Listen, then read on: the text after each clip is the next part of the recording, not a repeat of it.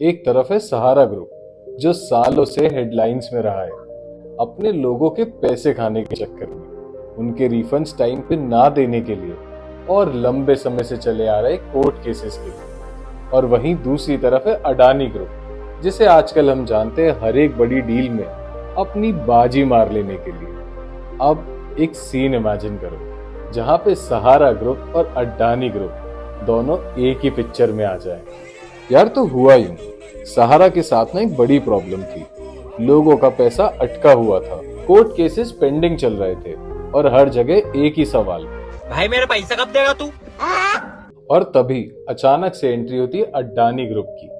बिल्कुल वैसे ही जैसे बॉलीवुड फिल्मों में अचानक से लास्ट में हीरो आता है और कहता है मैं सब संभाल लूंगा, वैसे ही अडानी ग्रुप अब सहारा ग्रुप के रेस्क्यू के लिए आ चुका है। अब सवाल ये आता है कि इससे कस्टमर्स को क्या फायदा होगा।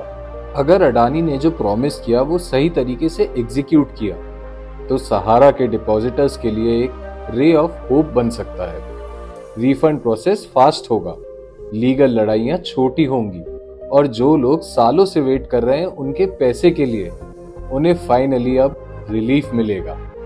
लेकिन इस कहानी का ट्विस्ट ये है कि अगर पैसा लेने के लिए टर्म्स एंड कंडीशन ट्रिकी हुए या टाइमलाइन बहुत ज्यादा लंबी हुई तो लोगों का फ्रस्ट्रेशन वापस से बढ़ सकता है। पर भाई, एक कॉर्पोरेट लीडर कभी भी फ्री में काम नहीं करता, तो आखिर अडानी का इस डील में क्या फायदा हो सकता है? भाई देखो, सबसे पहला तो है इमेज बूस्ट। लोगों का ना कई सालों से सहारा ग्रुप में पैसा अटका हुआ है। अब जब अडानी ग्रुप जैसा उनको बैकिंग दे रहा है कि मैं लोगों का पैसा चुका दूंगा, तो भाई कहीं ना कहीं कंज्यूमर के माइंड में भी अडानी ग्रुप के लिए पॉजिटिव वर्ड ऑफ माउथ होगा। इक्वली पॉलिटिकल एस्पेक्ट पे भी उनकी गुडविल बढ़ती चली जाएगी। दूसरा सबसे बड़ा बेनिफिट होगा सहारा की प्रॉपर्टीज को एक्वायर करके।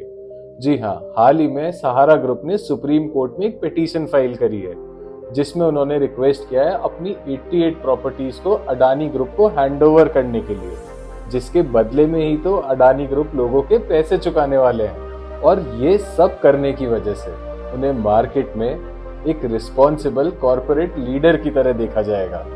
और अब जैसे हर कहानी में एक विलन होता है, इस पूरी कहानी में एक बहुत बड़ा विलन है रिस्क। सहारा की लाइबिलिटीज का लोड, कोर्ट और रेगुलेटर्स की स्ट्रिक्ट नजर, और अगर रिफंड्स प्रॉपर मैनेज नहीं हुए तो भाई मार्केट से बहुत तगड़ा बैकलैश भी आएगा। यानी हीरो बनने की कोशिश में अडानी को अपनी क्रेडिबिलिटी भी दांव पे लगानी पड़ सकती है। तो अब कहानी ये है कि अडानी ने सहारा के लिए हाथ बढ़ाया है, कस्टमर्स के लिए एक नई रे ऑफ होप आई है कि उनका पैसा वापस मिलेगा। वेल दोस्तों, आपको अडानी का ये नोबल जेस्चर कैसा लगा मुझे कमेंट्स में जरूर बताना। और अगर आपको ये कॉर्पोरेट कहानी पसंद आई हो तो एक लाइक, शेयर, सब्सक्राइब जरूर छोड़ के जाना।